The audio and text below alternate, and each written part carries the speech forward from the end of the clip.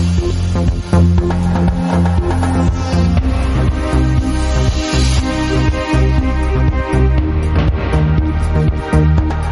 morning and welcome to Newsfirst Prime Time Sunrise. Hello, very good morning to you. This is Newsfirst Prime Time Sunrise coming to you live on MTV Sports. I'm Shahin Jirampati. Let's start off with a look at your headlines. A group who was decorating an election stage assaulted in Badal Kumbura. Sri Lanka Human Rights Commission initiates special observation program for the Uva Provincial Council elections. Drastic increase in hydropower generation in comparison to the month of May. Ukraine's Petro Poroshenko dissolves parliament and calls for snap elections.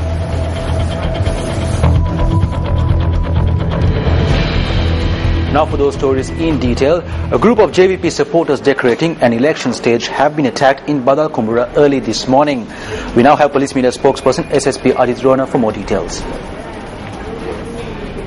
Last night, the members of JVP were constructing a stage at Barawa Kumbuka town. A group of persons has arrived at the place and the stage has been damaged by the group. And thereafter there had been an assault also. 2 police officers also injured in the incident, and in addition to that it has been revealed that a number of persons have been injured. 2 vehicles also have been damaged in the incident. Additional police teams have been sent from Monaragala in order to control the situation. Statements are being recorded in order to identify the suspects. The Human Rights Commission of Sri Lanka says that a special observation program is underway with regard to the upcoming Uva Provincial Council election. Its Commissioner Dr. Pratibha Manamaheva said that this program will be implemented prior to the edition and on the day of the election. He added that special attention would be directed at the conduct of government officials. The Human Rights Commission held discussions with the Elections Commissioner with regard to the recently held elections. Accordingly, the Sri Lanka Human Rights Commission has issued a set of guidelines that needs to be followed by government officials during an election. A copy of this has been given to the Elections Commission as well. We have our branch officers in Badula and Monragala districts, and if the government officials are not following the guidelines, the public may inform our branch officers. Then we can take the necessary action and direct the attention of the Elections Commissioner to it.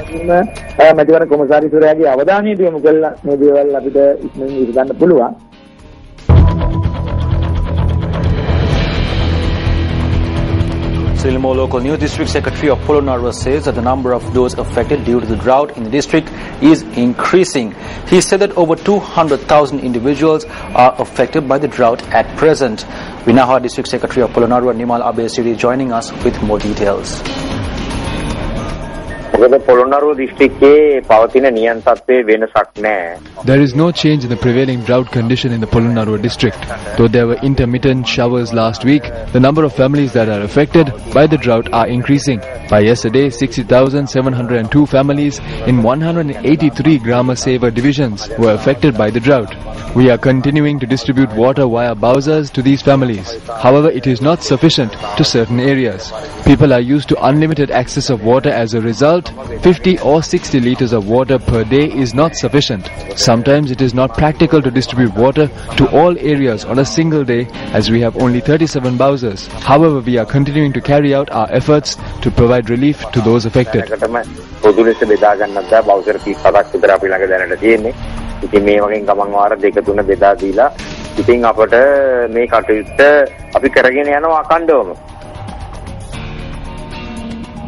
District Secretary of Anuradhapura, Mahinda Siniviratna, says that they are continuing to provide relief to those affected by the drought. Though we receive rains, people are still experiencing the effects of the drought, and we are carrying out our relief efforts as well. We are continuing with the distribution of water using bowsers. We make sure that the water distributed to them is of good quality. We have the support of the Water Supply Board, civil societies, and the political leadership in these efforts.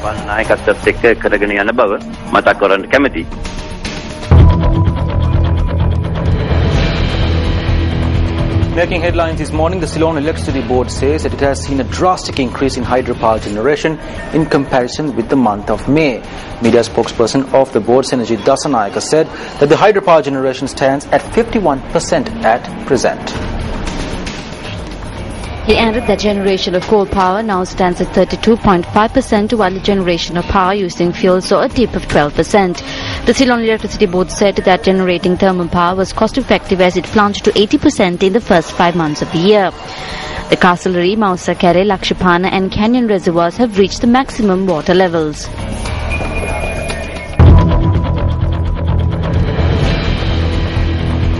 100,000 kilograms of potatoes were purchased from the Badulla district under the program to purchase a kilogram of potatoes as the government stipulated price of 80 rupees. Our correspondent stated that the purchase of potatoes via Satosa is underway in areas such as Badulla, Valimada, Kapitipola and Ubuparanagama.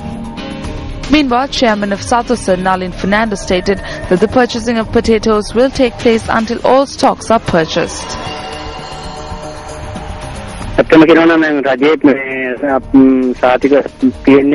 purchase potatoes with good standards. We are continuing with the normal procedure that we follow when purchasing potatoes. Some say that we purchase only large stocks. That is not true, as we purchase from all farmers. We make sure no injustice is done to the farmer. Meanwhile, the import tax on potatoes and big onions was increased yesterday.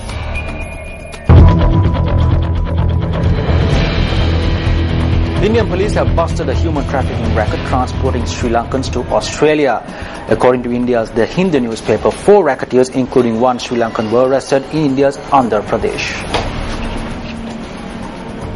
The Hindu newspaper report says that the racketeers had brought 6 Sri Lankans to Ongole with a promise to send them to Australia in a cargo ship. The report added that the racketeers had obtained a sum of 500,000 Indian rupees from each Sri Lankan. Quoting the Indian police, the newspaper said that the 6 Sri Lankans had come to Chennai by air with valid travel documents from Sri Lanka and were staying in Ongole for a week. They added that the 6 Sri Lankans are due to be produced before an executive magistrate. The Hindu report also read that the Sri Lankans were promised to be sent to Australia by sea without valid travel documents, first by country boats up to 200 nautical miles and then in a cargo ship coming from either Kakinada or Visakhapatnam.